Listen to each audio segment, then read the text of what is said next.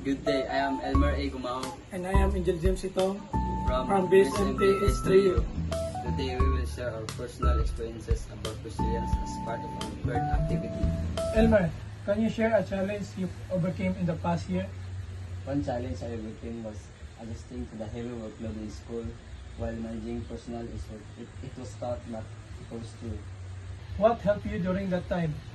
My determination, patience, and time management skills. And what did you learn?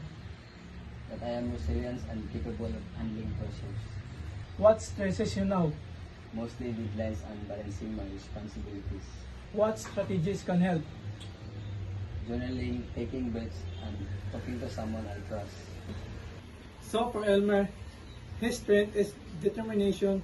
His affirmation is, I am capable and I can handle challenges step by step. His strategy this week is journaling. Now, what about you, EJ? What challenge did you face? Adjusting to changes at home and in school was my challenge. And what helped you? My patience, positivity, and support from my friends. What did you learn? That it's okay to ask for help. What stresses you now? School requirements and responsibilities. And what strategies might help? Time management, prayer, and surrounding myself with supportive people. For EJ, the strength is positivity. The affirmation is, I am strong and I can get through difficult times with faith and courage. The strategy is practicing self-care and taking breaks.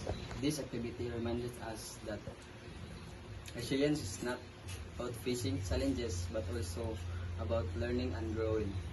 And as the saying goes, fall 7 times, stand up 8. Resilience means bouncing back stronger. And that's all for our activity. Thank you.